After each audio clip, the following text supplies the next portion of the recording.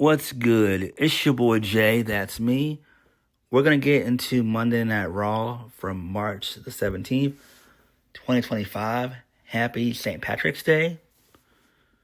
Monday Night Raw was okay for the most part. It could have been better, but it was all right. We are 5.5 weeks away until WrestleMania. We have about 33 to 35 days left, so that's fine. This embarks the second week of WWE touring in Europe, so that's great. I'm not sure if they're going to do a third week, probably not. But these European crowds are solid. Sometimes they do overtake these shows. Sometimes they're a little bit too vocal. But this crowd here was not that bad. They were actually quite into everything. Before we get into the review, a quick news and note, small bit of news and notes real quick. So Lillian Garcia, she's no longer going to be full-time. It's going to be probably both Mike Rome and Alicia Taylor taking over, kind of going back and forth. So that's fine there. Lillian's going to basically just be doing Saturday night's main event, which happens 4 times a year. And I would imagine she'll probably do the Big 5. So that includes WrestleMania, the Royal Rumble, SummerSlam, Survivor Series, and Money in the Bank. So we should see Lillian probably a good 4 to 8 times a year. That's fine. That makes perfect sense. I figured when they brought her back, she was not going to do full time. I figured that. So this makes sense. Her doing this about maybe 8 times a year, that's actually quite fair. I'm hoping she can do some of the pay-per-views. That would be cool. Like if she can do the Big 5, that'd be great. If not, that's fine. But at least let her do WrestleMania and let her do SummerSlam. At least do those 2. If you can't do the other Big 5, the other 3, Survivor Series and all that, that's fine.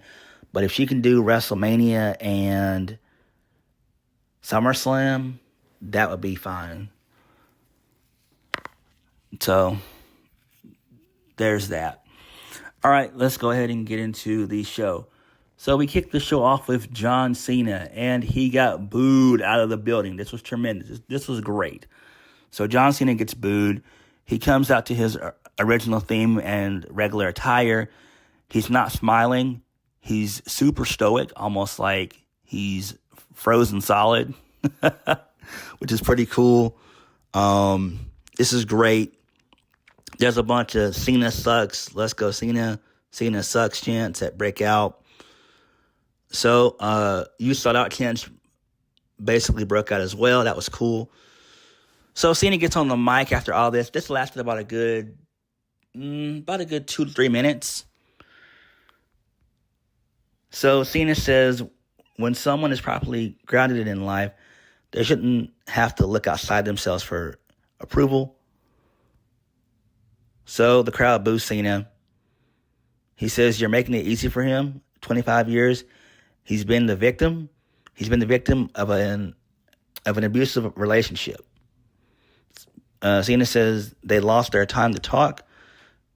Cena says the crowd is abusive and hurtful. They bullied him into being their damn puppet and expecting him to do it with a smile on his face. So the crowd chants, fuck you, Cena, which was great. They attempted to censor it, that being Netflix, but they were unsuccessful. So Cena sarcastically says that the crowd is so classy. Cena says that he's not a babyface or a heel. He's a human being. Each and every person in the crowd has been awful to him.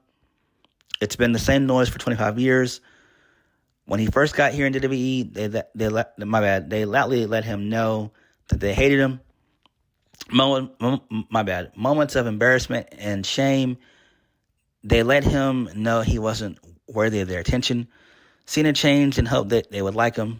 It worked for a bit, but it wasn't enough. John Cena continued to work hard and win. Cena says he won a lot and they hated it. It wasn't enough.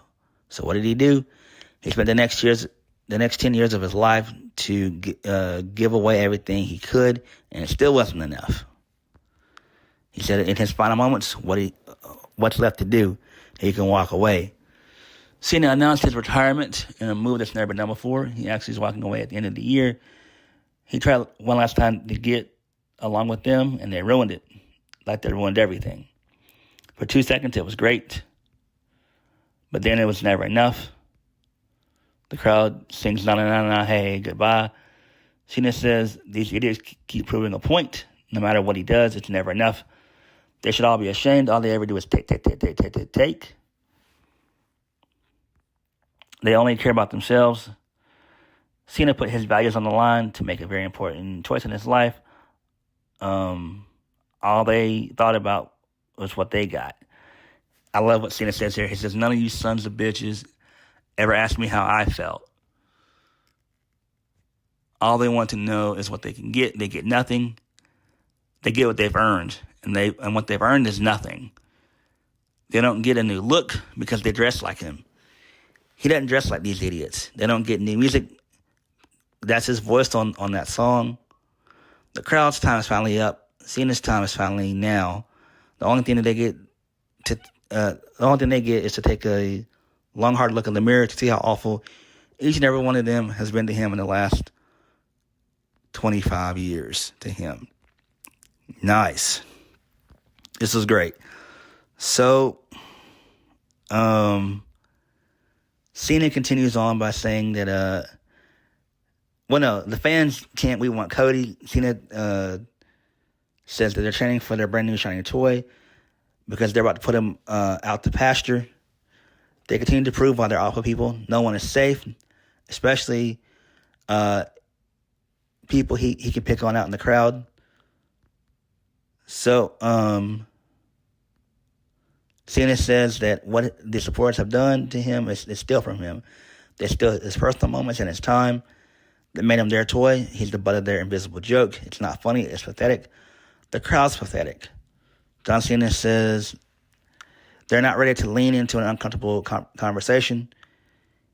They don't wear his shirt for support. They wear words like hustle, loyalty, and respect. John Cena lives it every day.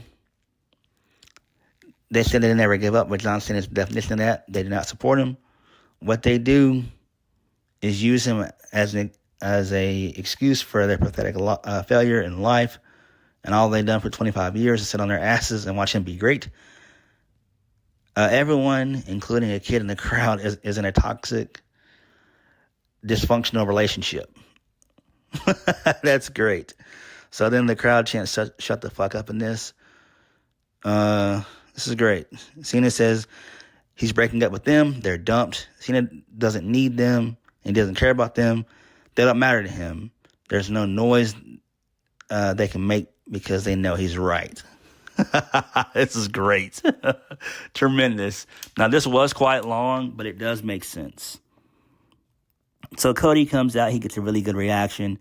Him and John Cena have like a 45-second stare down. Well, no, I wouldn't say it was that long. Maybe about a 15 to 20-second stare down. So, Cody says he thinks everyone was willing to hear out John Cena, including himself.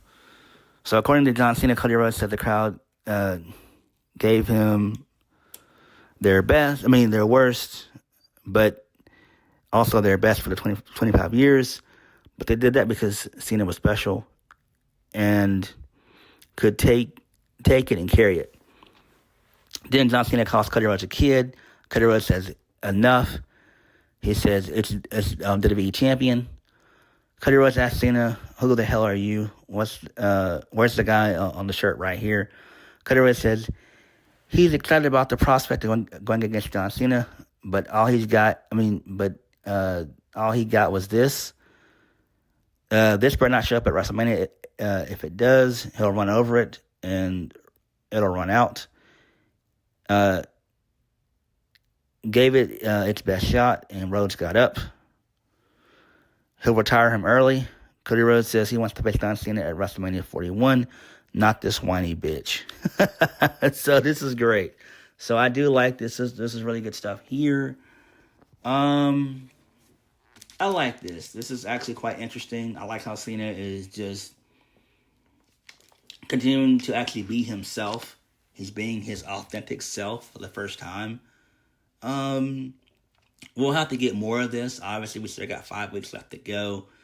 I know he's supposed to be on Raw next week, so that's fine there. This was interesting, and this was perfect. I'm glad he didn't come out with a suit and a tie and all that jazz and everything else. So it makes perfect sense. I get why they did this. I get why they did it.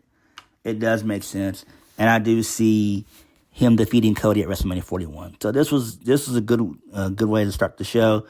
Kind of a long promo, a little bit too long on my liking. He could have said all this in about maybe at best about 8 to 10 minutes maybe. So it is what it is. So really good stuff there. Moving on. So Michael Cole, he's pissed off, and he says that John Cena is a irrational prick, which is great.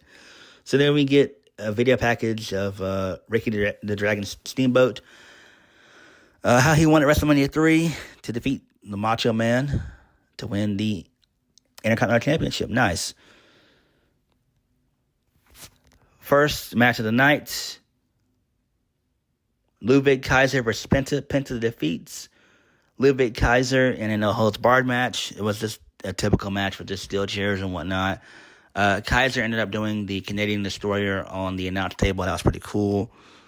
So Penta got the win via the Penta driver for the 1, 2, 3. Nice. Okay. So post-match, Kathy Kelly shows up. She interviews Penta. She asks what's next for him. Penta says that the crowd's amazing. He loves them. Penta's alive, not only in Europe, but also in every continent in the world. What's next for him is the Intercontinental Championship.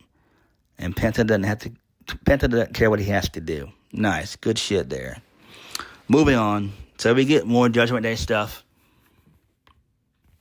So Liv Morgan and Raquel Rodriguez, they're backstage at the Judgment Day clubhouse. So Finn Balor, he shows up. They wish him luck in the main event. Finn Balor wishes him good luck against Jade Cargill. So Dominic Mysterio walks up and says he wants to offer Penta a spot in the Judgment Day. This pisses off Finn Balor. He said that he said that Penta just challenged for Balor's. I'm sorry. So this pisses off Finn Balor. So Finn Balor realized that Penta just challenged for his Intercontinental Championship. Finn Balor says Dom is a snake, and then he walks off. Mysterio says to Carlito that he doesn't know. He didn't know that Penta would do that. And Carlito says, "You don't watch the show, do you?" Nice. That's pretty cool. Moving on. So Dakota Kai, her lame ass, defeats Ivy Nile. Please just send Ivy Nile back to NXT, please. Oh my God. This was short as can be. Who cares? Moving on. So this leads us into the Bianca Belair, Io Sky contract signing. So Io says that Bianca and Rhea will not disrespect her again. No one will disrespect her again because she's the women's world champion. So the crowd's in her corner. Io signs the contract. Bianca says she has all the respect in the world for Io Sky. She's giving Io a pass because it was her fault, low key. She'll tell Io what she told Rhea last week. If she thinks she'll put her hands on her again with no consequences, then Sky doesn't know her. She's the EST of WWE and will be the new women's world champion. So then Bianca signs the contract. So Rhea shows up. She gets a pretty good reaction. She said that she's going to settle the score unlike Bianca. Bianca said she was behaving for the contract signing. Rhea shouldn't even be out here. Rhea says Bianca shouldn't have been out during her Women's World Championship match. So they all begin to argue. Sky gets in between them. Bianca shoves her. Rhea hits a headbutt on Bianca. And then she power bombs Io Sky through a table. But the table does not break. And then Rhea signs the contract. And then this pisses off Adam Pearce. Just some dumb nonsense. It's a waste of time. We all know this shit's going to be a triple threat match. Moving on. So, Jey Uso, he shows up. He says lately he's been doubting himself. He's flown halfway around the world to whoop Austin Theory's ass. At WrestleMania 41, he'll beat Gunther for the World Heavyweight Championship. So then Gunther shows up to confront him, and then Adam Pearce brings in security to break up everything. And then Gunther says he spoke to Jimmy, and he's just as dumb as Jay. And then I think Jay shoves Gunther, and then he's pulled away. All right, who cares? Fuck this shit. Moving on. Jey Uso quickly defeats Austin Theory, and then he beats the crap out of Grayson Waller.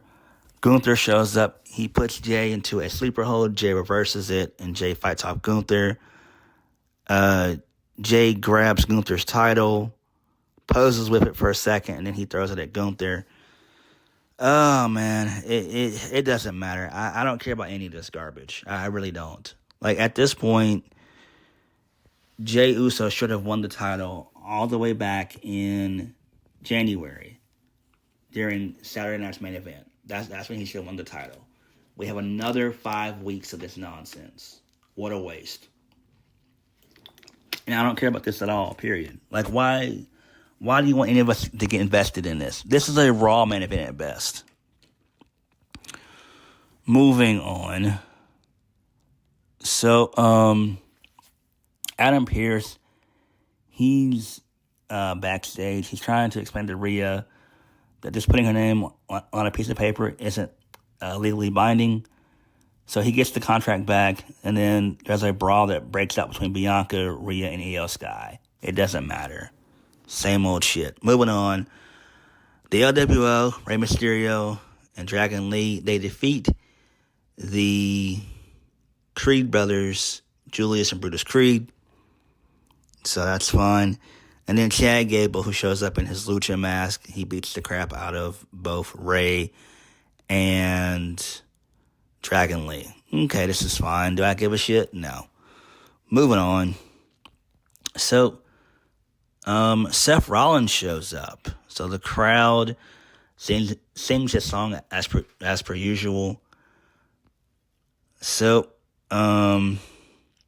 Seth does his usual. He's a visionary, revolutionary stick. So Seth Rollins says that he was coming out here mad as hell, but it's hard to be mad when the crowd serenades him.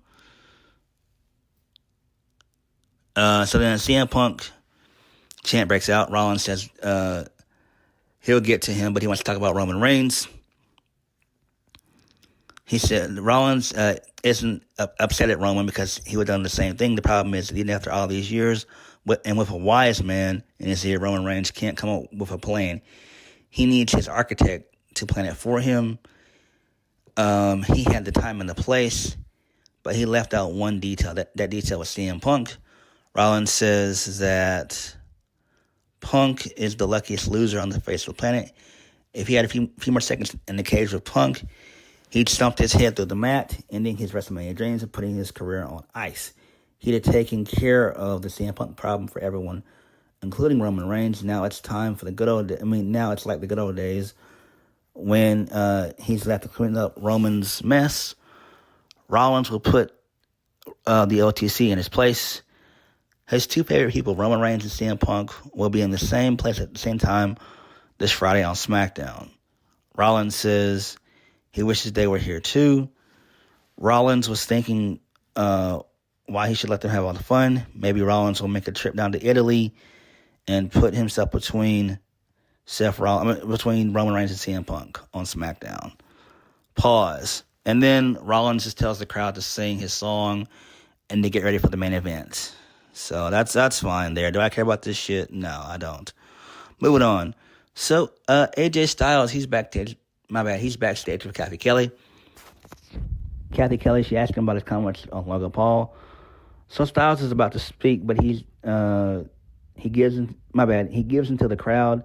They're chanting super loud, and he loves it. So AJ says that Logan Paul doesn't belong on the roster. Karrion Kross and Scarlett show up. So Karrion Kross is here to offer a different perspective. Maybe Styles isn't mad at Logan Paul. Maybe Styles is mad at himself. It took AJ 17 years to get to WWE. It didn't take Paul that long. AJ Styles says he sees what Kross is trying to do, and it won't work. So AJ walks off. Karrion Kross whispers to his wife that he thinks it's working. And so they giggle, and she agrees. What? Oh, my God. What's Kross's gimmick? Where is he getting at? He's not wrestled in months. What the hell is this shit? What the hell is this shit? Nobody knows, man. Oh, my God. Nobody knows. Moving on. So, Braun Breaker has a quick stare down with Penta. Main event of the evening. Finn Balor versus Braun Breaker for the Intercontinental Championship. Braun Breaker retains via the spear. The Judgment Day try to get involved, but to no avail. So, there's that. Post-match, the Judgment Day, they attack, that being Carlito and Dirty Dominic Mysterio. They attack, and then Penta comes out to make the save for Braun Breaker. Penta fights out the Judgment Day, and then he holds up the title for a brief moment, poses with it, and then he gives it back to Braun, and then the two of them stare down, and then that was it. So this was fine, I guess. Monday Night Raw was fairly boring, but the John Cena promo saved it, basically. So I am kind of excited. Him and Cody are supposed to meet again in the ring next week, face-to-face. This time it's going to be in Scotland, Glasgow, Scotland. So that's cool. So Drew McIntyre's stomping grounds. So that's cool. His home country, his hometown. Nice. Good stuff there. But, the John Cena stuff was pretty cool. Seth Rollins stuff, that's fine. The Rhea, Bianca Belair, Io Sky situation, no one cares about that. At this point, the only thing I care about with WrestleMania is just John Cena and Cody Rhodes. I don't care about Roman Reigns. It sucks to say that because he's now enthralled in a triple threat. The same thing with Rhea and Bianca. They're in a triple threat as well, which is dumb. I don't know what Triple H is doing. I really don't, man. I really don't. And I would imagine that maybe it'll probably be some six person match or multi-man match with the Intercontinental Championship as well as the U.S. Championship. So I don't know. And the Tag Team Championships are non-existent. Like, who cares? But what did you guys think of Monday Night Raw? I thought the Belgium crowd delivered. Thought they were really good. So yeah. But what did you guys think? Like, comment, subscribe. Peace.